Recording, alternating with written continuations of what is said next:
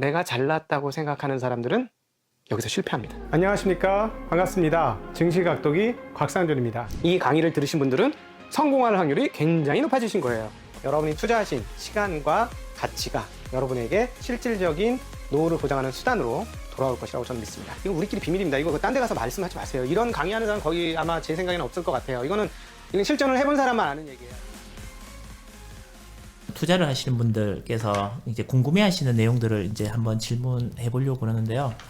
마윈도 그랬고, 뭐 디디추싱 상장도 그랬고, 그 다음에 뭐 칭화 유니그룹이 이제 파산 선고 났다, 막 이렇게 얘기를 하고 있는데, 그 모든 것들이 중국에서 이렇게 통제할 수 있었고, 디디추싱도 미국 상장되기 전에 막을 수 있었고, 그 다음에 칭화 유니그룹도 어떤 한 그 개인의 그 운영하는 회장을 이제 바꿔치려고 그러면 저렇게 요란하게 하지 않고 좀 이렇게 깔끔하게 할 수 있었는데, 혹시 저게 중국 공산당 이렇게 통제력이나 이런 거에 문제가 있어서 그런 건가? 아니면 어떤 다른 이유가 있는 건가? 세 가지 경우가 다 조금씩 달라요. 다 다른데 제가 볼 때는 이제 통제력이나 이런 문제가 아니고 알리바바 같은 경우는 제가 볼 때는 뭐 서방 언론이 얘기하는 무슨 뭐 괘씸죄 뭐 이런 거는 엉터리고요.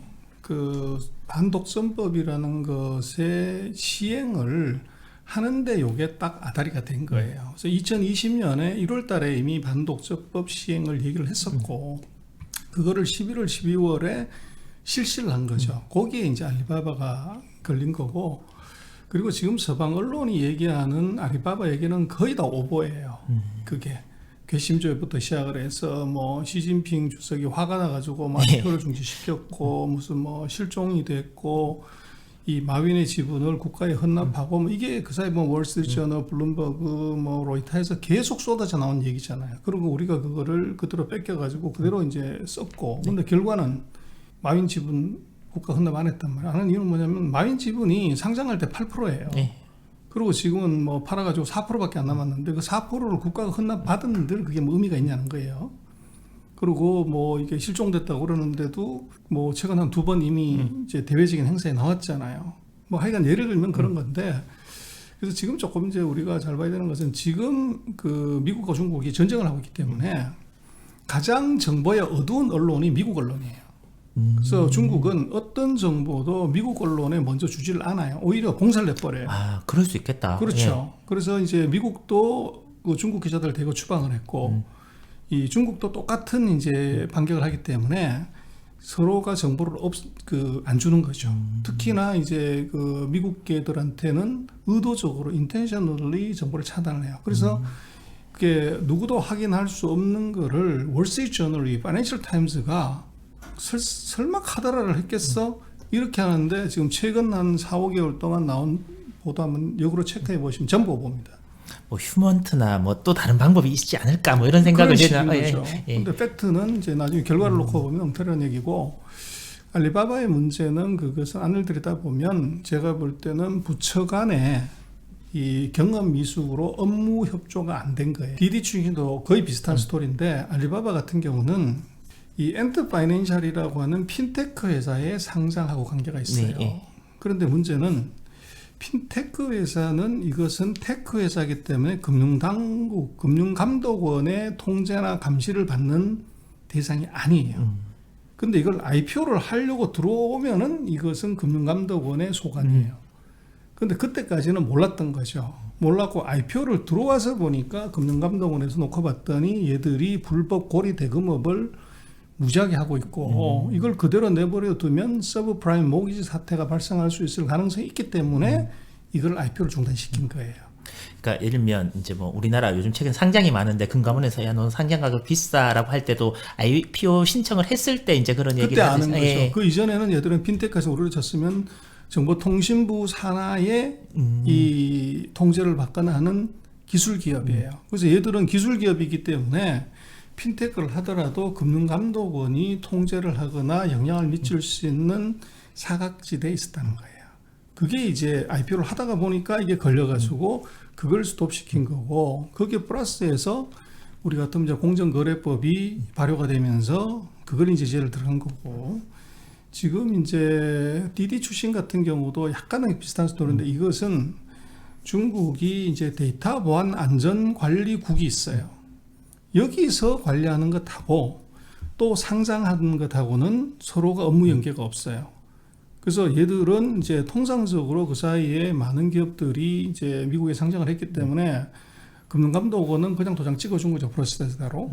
근데 이제 데이터를 관리하는 쪽에서는 작년 6월 달에 데이터 관련된, 네트워크 관련된 법안을 만들었는데 이게 이제 상장을 하려고 하는 회사 중에서 이제 처음으로 걸린 회사를 플랫폼 기업을 봤더니만 그게 저촉이 되는 거죠. 그래서 이제 브로킹을 건 거고. 그래서 이것도 보면 테크 기업하고 금융기업 감독하는 부서 간의 불일치, 그 다음에 여기에 이제 그 보안 심사를 하는 이제 부서하고 금융 감독을 하는 이 기업 간의 불일치, 이게 DD 추징 스토리예요. 그래서 이게 약간씩 다른데, 그래서 이제 그것의 의미는 제가 볼 때는 그 경험이 최고의 선생님인데, 이 중국이 금융하고 IT하고 예를 들면 데이터하고 네트워크 간에 서로 이것이 융합되는 걸 한 번도 경험해 본 적이 없어요. 그 과정에서 나타나는 이제 우발적인 돌출 사태. 불협화음 뭐 이런 정도로. 그렇죠. 예. 그런데 이제 서방은 거기에 내가 돈을 넣기 때문에 그거를 그 측면으로 그 배경에서 뭐가 서로 엉켜가지고 저런 이제 IPO를 하고 나서 사고를 친 거냐 하는 것에 이제 이 결과를 놓고서 보는데 안을 들여다보면 그것은 약간 다른 문제다. 이제 그렇게 볼 수 있고, 칭화윤희 같은 경우는 완전 다른 스토리예요. 그거는. 그래서 칭화윤희 같은 경우는 이거는 이제 상장 회사란 말이에요. 뭐 계열사가 60몇 개나 되는 회사고, 칭화윤희는 그 만든 배경이 중국이 반도체 국산화 목적보다는 오히려 다른 나라의 반도체 기술이나 기업을 M&A를 하기 위해서 만든 사실은 그룹이라고 봐야 돼요.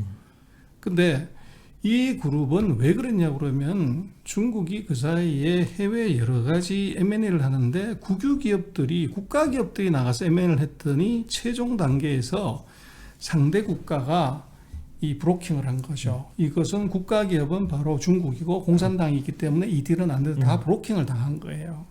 그래서 이제 중국이 머리를 쓴 것이 국유 기업이 아닌 학교가 출자한 이것은 약간 이제 이 공기업 비슷한 성격이고 거기에 이제 상하이 베이징 청쿵 그룹이라고 하는 민간 기업의 지분을 여기다 엎어가지고 민간 기업의 껍질을 씌운 거예요. 그래서 거기에 회장은 이제 민간인인 거죠. 그래서 이것은 민간 회사야. 요렇게 해서 이제 다른 외국하고 그 M&A 딜이나 투자 딜이나 이걸 진행했던 거죠. 그런데 여기서 회장을 정부가 그냥 마음에 안 든다고 휙 날려버리면 이거는 역시나 이게 이 중국 공산당의 기업이구나. 이걸 전 세계에다가 인정하고 확정시켜주는 결과가 나오는 거죠. 그렇다고 그러면 이게 절차적 정당성을 확보를 하려고 하면 이 회장이나 이 임원들의 교체는 이 사람의 경영 능력의 부족이거나 이 하자가 있기 때문에 이것은 교체한다. 이렇게 나와야만이 이것을 합리화할 수 있어요. 이것은 이제 예를 들어서 칭화윤희 같은 경우는 그 배경이라서 그 세 개의 회사의 케이스가 다 다르다는 겁니다. 자, 이게 그냥 단편적으로 아는 것이랑 또 이렇게 말씀을 들으면서 하니까 그렇겠다라는 생각을 이제 하는데, 소장님 출연하신 영상을 보면 이제 반도체 굴기 뭐 이런 얘기 많이 하면 이제 우리나라는 이제 끝났다. 이 칭화윤희를 이제 얘기를 하면서, 그리고 나서 얼마 전에 네덜란드 장비회사 노광기도 이제 중국에 바이든이 못 들어가게 한다. 그러니까 이제 중국은 반도체는 그냥 싸고 저렴하고 대중적이고 뭐 이렇게 고급스러운 거 못 만들고 저런 거끼리 만들어서 이제 대구 첨단 제품도 이제 목등 뭐 전투기 만들거나 이런 부분들도 이제 힘들 것이다. 라고 이제 뉴스를 받고 그러면 이제 우리나라 반도체는 계속 잘 나겠구나 이렇게 하는데, 진짜 반도체 전문가시잖아요. 지금도 열심히 하고 있고 앞으로도 잘할 가능성이 있는 건가요? 이제 우리가 그 아까도 말씀하신 그런 이제 서방의 언론을 그대로 너무 믿는 거죠. 팩트 체크 안 해보고 그 엉터리예요. 첫 번째는 뭐냐 그러면 칭화윤희 그룹이 부도났다. 그래서 중국의 반도체 굴기가 끝났다. 이러는 건 완전 엉터리인 것이, 칭화윤희 그룹이 부도가 났는데 거기에 상장회사가 대표적인 회사가 두 개가 있어요. 사강국미하고 칭화윤희. 그러면 그룹이 부도났으면 우리가 예를 들면 대우그룹이 부도나가지고 날아가 버리면 거기 밑에 회사들 다 부도나는 거잖아요. 근데 이 두 개 회사는 말씀하신 것처럼 자강국리 주가가 날아가고 있단 말이에요. 그 자강 국번도 주가가 계속 날아가요. 아니, 그룹이 부도났는데 어떻게 이게 회사가 멀쩡하냐는 거죠.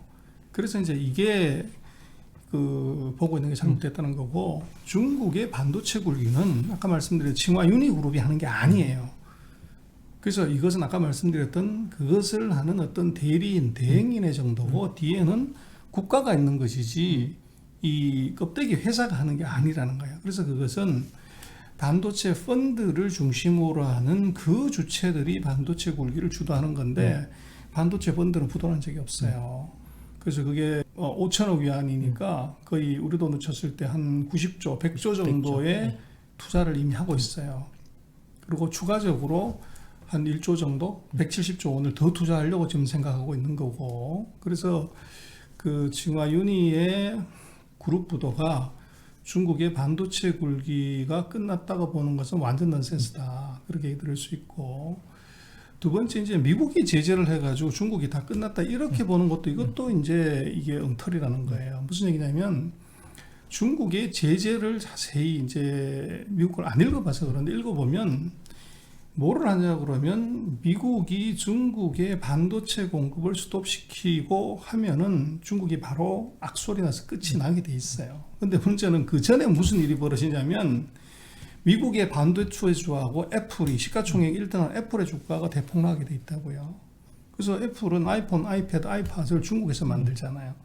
그럼 여기서 이 중국에서 만든 아이폰, 아이패드, 아이팟에 반도체를 공급 못 받으면 애플의 매출액이 빵이 되는 거예요. 그리고 그 중국의 반도체가 전 세계 반도체 수의 62%를 중국이 샀어요. 그래서 그걸 다시 재수출은 하지만, 그래서 중국으로 들어가는 반도체를 블로킹을 딱 끝내버리면 미국의 반도체 회사도 그냥 이론상으로 매출액이 62% 줄어들어야 돼요. 심플하게 얘기하면. 그래서 이것이 미국이 3회 바운드리가 서로 깊이 엮여져 있기 때문에 한 방에 끝날 수가 없다는 거예요. 그리고 지금 그 미국의 반도체 제재 문안을 자세히 보면 반도체 장비, 기술 이런 것들을 공급하지 못한다 하려고 하면 이제 상무부의 허가를 받아야 되는데, 거기에 뭐가 있냐면 기술 조항을 봐야 돼요. 10나노 이하의 장비, 기술 소재에서 요거를 공급 못하게 하는 거예요. 그래서 28나노, 뭐 48나노, 14나노 이거는 공급하는데 문제가 없어요. 그래서 지금 뭐 예를 들어서 이 중국의 SMIC나 황홍리나 얘들이 공장 여전히 잘 돌아가고 있잖아요.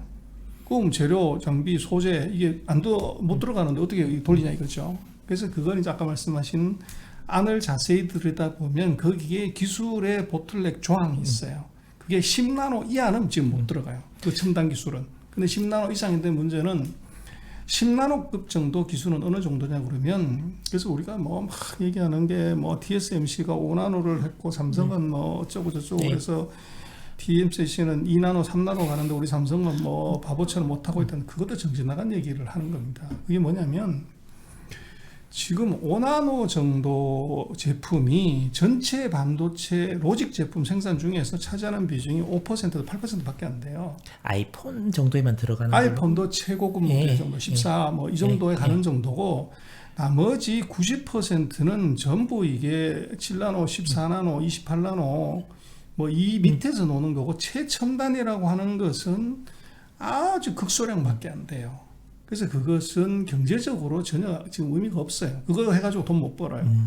근데 이제 그걸 갖고서 뭐 큰일 났다 어쩐다고 얘기를 하는데, 그건 완전 엉터리다 이렇게 볼 수가 있고, 그 다음에 지금 대만이 뭐 대박 냈다 어쩐다 그러는데 대만이 뭐 미국에도 공장을 6개를 짓겠다. 인텔도 300억 불짜리 공장을 짓겠다.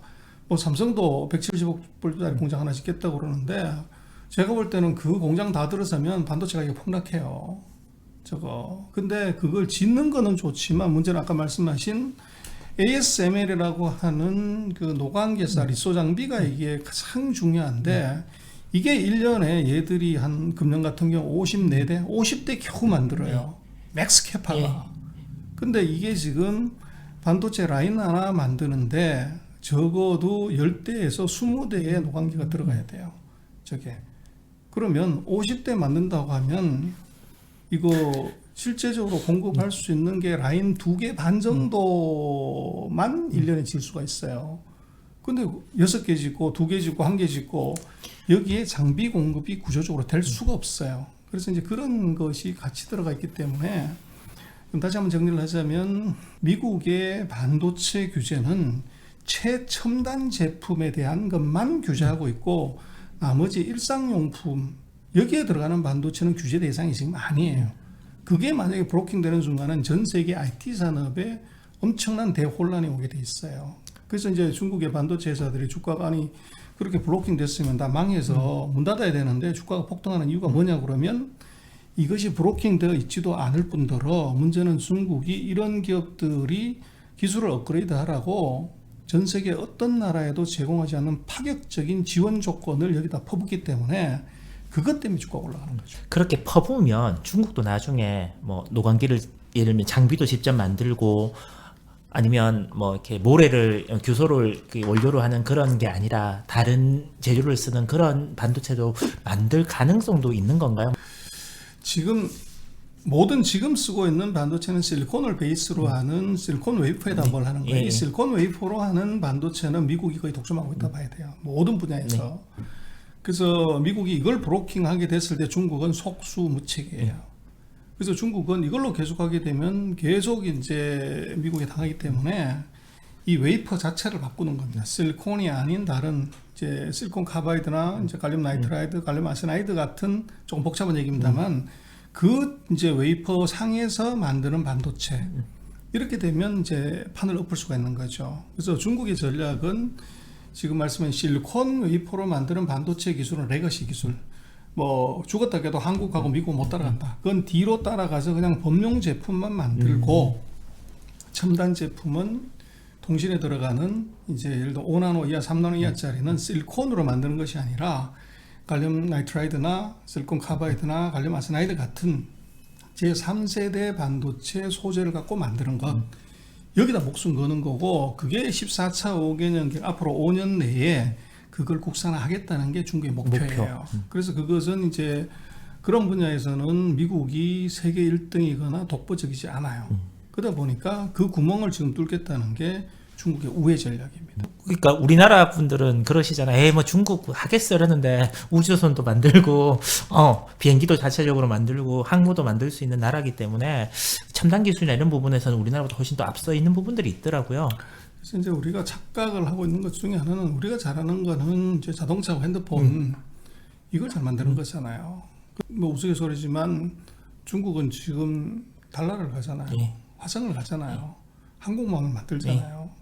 스텔스기를 만든다고요. 근데 우리가 지금 핸드폰 자동차 만드는 기술 갖고 그걸 만들 수 있냐고. 못 만들 지금 비행기도 자체로 전투기도 자체 생산이 그러니까 이제 힘드니까. 그 기술 격차를 우리가 인정을 안 하고서 그 어떻게 막연한 우리 기술 우위 민수용의 일부를 놓고서 이제 그런 예를 들어서 태양광, 뭐 풍력 발전, LCD 이거 지금 다 중국이 세계에서 1등인데 그래서 이제 우리가 말씀하신 것처럼 잘 모르는 그 알려고 하지 않는 이 사이에 중국이 이제 저만층 가 있다는 거를 우린 잘 모르는 거죠. 거기에 이제 우리가 계속 당하는 거고 그래서 중국을 조금 첫 번째 냉정하게 그다음에 정확하게 이거를 안 보고서 뭐 사드 때 얘기, 코로나 이전 얘기로 계속 접근하는 것은 계속적으로 우리가 실패할 수밖에 없는 아마 전철을 밟을 거예요. 그래서 그만큼 제 문제는 그러면 중국을 그 봐야 되는 이유는 딱 한 가지죠. 돈이 되기 때문에 전 세계 돈이 다 거기가 있고 아니 미국이 그렇게 브로킹 한다고 하면서 그 외국인 자금, 후전강통 자금은요. 작년 10월달 이후로 지금까지 7월달까지도 단 한 달도 마이너스 나온 적이 없어요. 계속적으로 돈이 지금 들어온단 말이에요. 그럼 이거 어떻게 설명하냐는 거예요. 저게. 그래서 이게 서방 세계가 입으로 얘기하는 것하고 액션은 정반대다. 그걸 같이 그대로 우리도 믿고 이제 맞장단 치면 뭐 좋기는 한데 문제는 돈 먹을 기회를 놓친다는 겁니다.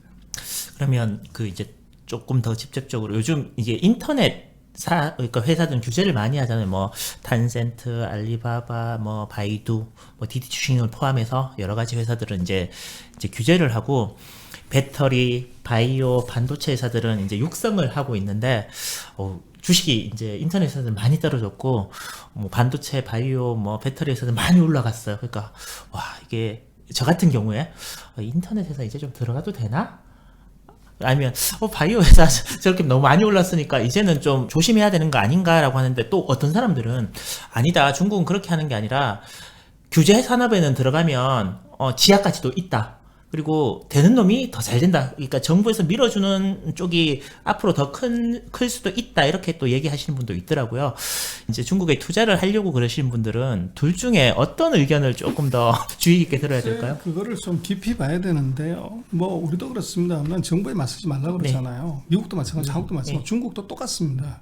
정부가 제재하거나 하지 말라고 하는 것은 교통정리 끝날 때까지 기다려라. 그래서 플랫폼 기업들에 대해서는 아까 말씀하신 알리바바가 당한 반독점이 있어요. 그다음에 디디가 얘기한 네트워크 보안이 있어요. 근데 또 하나 지금 기다리는 게 데이터 보안이라는 게 있어요. 그 세 개의 덫이 지금 있는데 알리바바는 반독점에만 이제 걸려서 정리를 했고 디디는 반독점은 아직 얘기가 안 돼 있어요. 그래서 네트워크 보안에 관한 것만 지금 이제 걸려 있는 상태고 그리고 이 두 개 회사 다가 데이터 보안은 아직도 시작도 안 했다. 시작도 안 했어요. 그래서 아까 말씀하신 이제 2층 밑에 1층, 1층 밑에 지하, 지하 1층 밑에 지하 2층이 있을 수가 있어요. 그래서 그게 정리가 돼야 되고 그 국가가 이게 목숨 걸고 지원하는 산업.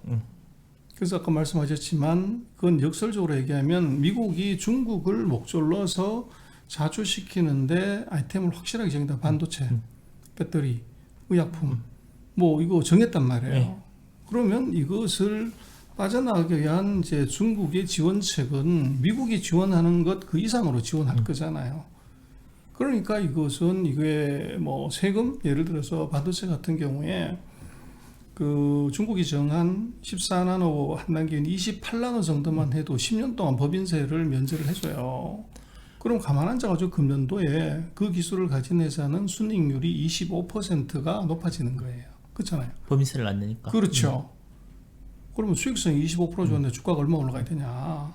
그래서 거기에 답이 있고 지금 이제 중국도 뭐 배터리니 뭐 이런 것들이 보면 전기차를 봐야 돼요. 근데 배터리 회사가 주가가 어떻게 저렇게 폭등을 하냐. 플랫폼 기업은 다 죽었는데 그건 아주 심플한 게 중국이 앞으로 5년 동안 신에너지 자동차 개발 계획을 보면 2020년 베이스 대비 2025년이 자동차 숫자가 5배가 늘어나요. 판매 대수가 당연년도. 그러면 배터리도 그만큼 늘게 되잖아요. 그랬을 때 앞으로 이게 5배나 더 커지는 마지막 단계 5년 차에 5배가 늘어지는 거고 4년 차는 4배, 예를 들면 3배, 2배 이렇게 계속 커지는 시장이라는 거죠. 그러니 주가가 60%, 100% 올라가도 앞으로 5배나 더 커지는 시장에 대한 포텐셜이 지금 반영되는 건데 문제는 지금 그런 이제 전기차 시장 자체가 전 세계 40%를 중국이 먹고 있고 거기에 들어가는 소재들, 부품들 이것의 전 세계 서플라이의 그 60%에서 80%를 중국이 잡고 있다고요. 그러다 보니까 거기에 이제 대표적인 기업들 같은 경우는 지속적으로 최근에 주가가 뭐 60%, 100% 올라간 것, 뭐, 야, 이거 무섭다. 들어가면 안 될 것 같아. 그러면 또 계속 가는 거, 오늘 또 가고. 그래서 그거는 제가 볼 때는 이제 한국의 개미 투자가들의 최대 약점이 펀더멘탈을 이제 볼 수 없거나 안 보고 차트만 본다는 거죠. 그래서 그렇게 보면 안 된다는 겁니다. 그 뒷그림을 제대로 체크해 봐야 되고, 그 뒷그림의 그림이 뭐 우리도 마찬가지입니다. 앞으로 5배가 더 커질 시장? 주가가 얼마 가야 될까? 이제 거기에 맞춰놓고 판단을 해야 되는 것이지 100% 올라가는데 더 산다고 하는 것은 철저한 기업 분석하고 산업 분석이 돼야 돼요. 그러니까 뭐 중국의 그 자동차, 그러니까 전기차 회사들도 되게 주식이 많이 오른 회사들도 있지만 또 뭐 이렇게 망했다는 회사들도 최근에 있고. 전기차는 약간 다르게 봐야 되는데요. 시장은 6월달 기준으로 보면 23만 대인가 팔렸고 작년이 8만 9천 대 거의 뭐 2배 정도 팔렸어요. 근데 문제는 시장은 뭐 170%, 200%가 커졌지만 참여하는 기업은 그보다 더 많이 들어왔다는 거예요. 그렇죠. 그래서 그렇게 되면 이 점유율 유지가 일단 어려울 뿐더러 문제는 이게 5놈이 전쟁하는 통에 15놈이 더 들어와 버리면 이것은 시장의 확대는 필연적이지만 가격 경쟁, 제품 경쟁, 서비스 경쟁은 필연적이에요. 그렇게 되면 수익성이 현격하게 나빠지는 거죠. 그래서 시장은 놀라지기 때문에 이거를 이제 보고 들어가면 수익성이 이제 엄청나게 나빠지는 거고 거기에 이제 캐시가 번아웃 되는 거죠. 그래서 전기차 회사들이 주가가 못 올라가는 이유는 시장은 폭발하지만 안 되는 건 바로 그거예요. 배터리는 계속해서 늘 거고. 그래서 배터리는 마찬가지인 것이 이게 뭐 누가 금을 캐든지 간에 그게 청바지는 필요한 거잖아요. 그러니까 이제 그런 거죠.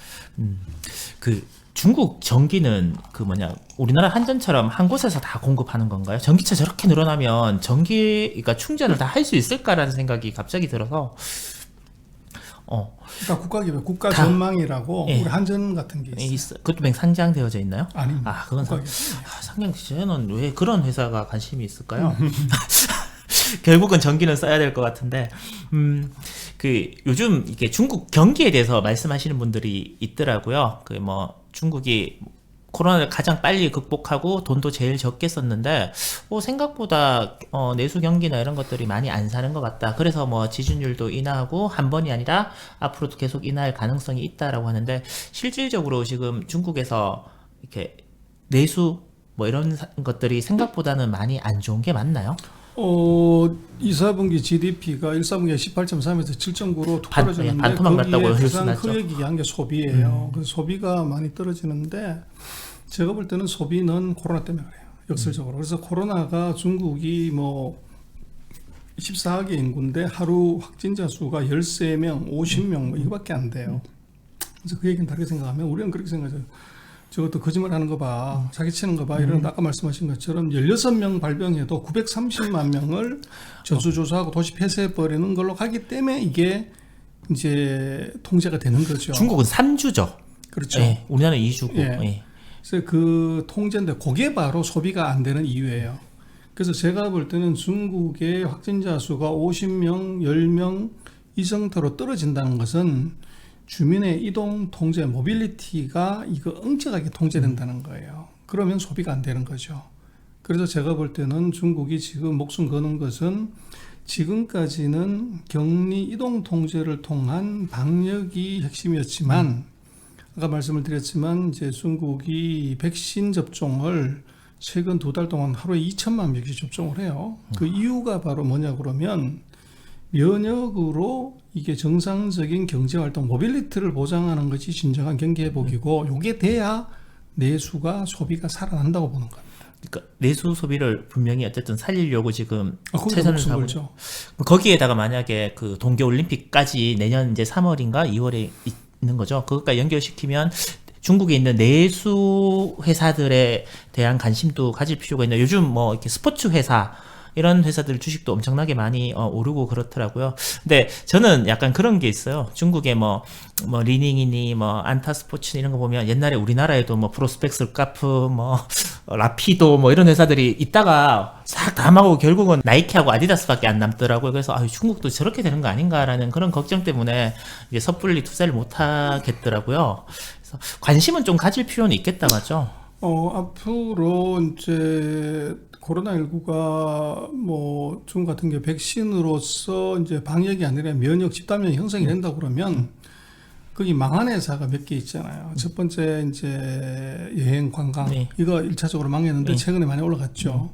그럼 두 번째가 뭐냐면 먹고 마시는 거 식당 이거 완전 이제 문 닫았기 때문에 이거 그리고 이제 말씀하신 세 번째의 그런 스포츠 야외 활동 거기에 이제 스포츠 의류들이 그 해당이 되죠. 그래서 코로나19가 저게 조금 더 두고 봐야 되겠지만 만약에 중국이 집단 면역에 성공했다고 그러면 여행, 관광, 음식료 지금 우리가 말하는 해천미업 이런 게 아니고 식당 그래서 하이디라오나 뭐 이런 휘거 회사 그렇죠. 네. 그런 회사나 그다음에 스포츠 의류 회사들 이런 회사들은 와칭 리스트에 분명히 올려야 될 회사들이. 그 중국이 세자녀 이제 3명 놔도 된다 이상 네. 놔도 상관없다라고 했는데 효과가 과연 있을까요?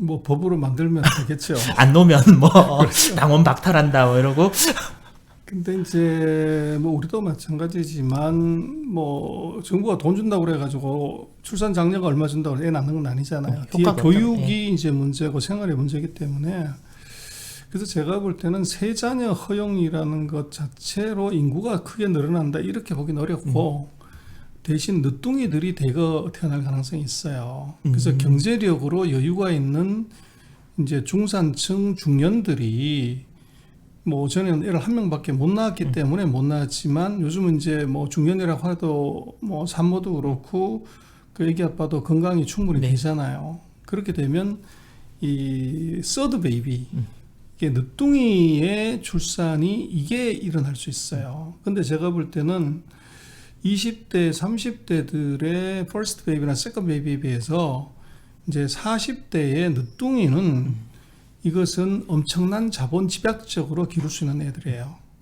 그래서 이게 먹는 것부터 입는 것부터 유아, 뭐 장난감 교육이 이 퍼스트 베이비 신혼부부들에 비해서는 5배, 10배 비싼 것도 충분히 소화가 돼요. 그래서 제가 볼 때는 3자녀의 허용을 그것을 뭐 출생자 수의 증가로 보는 것은 좀 퀘스천이고 오히려 하이엔드의 유아용품, 산모용품 이제 이런 것들 여기가 이제 투자로서도 의미가 있고 특수를 맞을 가능성이 있어요.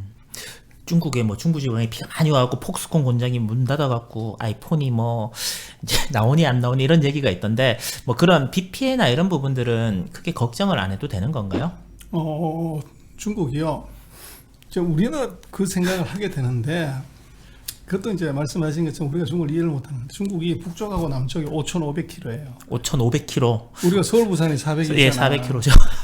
근데 그것에 거의 14배 정도 된단 말이에요. 그리고 동서로가 5,200km예요. 동서로도 진짜 크다 맞죠? 그러니까 거기서 저 하얼빈은 영하 30도, 40도인데 저 해남도는 영상 30도예요. 그러니까 그 중에서 여기서 폭우가 내렸는데 이 밑에는 날이 쨍쨍한 거죠. 그래서 지금 이번에 그 박스콘 공장은 정조우라고 허난성의 수도인데 거기에 시간당 200mm 예. 그러면 이제 북경 같은 비 많이 안 오는 지역에 6개월치 비 오는 거가 1시간 만에 내린 거죠. 그래서 그 특정한 지역에 이제 기상 이변이죠. 뭐 그것 때문에 그 지역만 이제 문제가 됐고 지금 박스콘 같은 경우도 정조우만 공장이 있는 것이 아니라 중국 전역에 공장이 있어요. 그래서 뭐 그 한 지역의 수해로 인해서 뭐 아이폰이 못 만들어진다 그런 건 아닐 것 같아요. 마지막 질문인데요. 네. 그 미국에 상장돼 있는 중국 기업이 뭐 미국에서 제재해서 그런 게 아니라 중국 정부에서 야 너네들 상장할 때 좀 이상하게 상장했더라. 그래서 이거 조사하면 뭐 디디 출신부터 조사하면 그 많은 회사들이 상장 폐지가 될 수도 있다라는 그런 이야기를 하시는 분도 있던데 그 상장 폐지라는 게 말이 쉽지 정말 큰 일이잖아요. 그런 일이 현실적으로 일어날 수 있을까요? 그걸 그 CC 채널에 보시면은 네. 그 VIE 구조를 예. 몇 번에 걸쳐서 설명을 한 게 있어요. 그걸 한번 쭉 보시면 이제 되는데 결론은요. 미국도 상장 폐지 함부로 시킬 수 없고 네. 중국도 마찬가지로 그거를 바로 상장 폐지 시키거나 그럴 수가 없어요. 그래서 왜 그러냐 그러면 지금 미국이 얘기하는 것은 뭐냐 그러면 회계에 부실이 있을 때 3년 연속으로 회계 감사를 안 받았을 때 외국 회사 책임법을 걸어서 상장 폐지시킬 수가 있는데 그거는 3년이기 때문에 2024년까지 이 돼야 네. 폐지 여부를 결정할 수 있고 실제적인 액션은 2025년에 상장 폐지가 되든지 말든지 해요. 네. 그래서 미국은 이제 그렇게 돼 있고 중국은 이미 이제 중국 본토에 있는 회사들이 미국 가서 상장을 해버렸잖아요.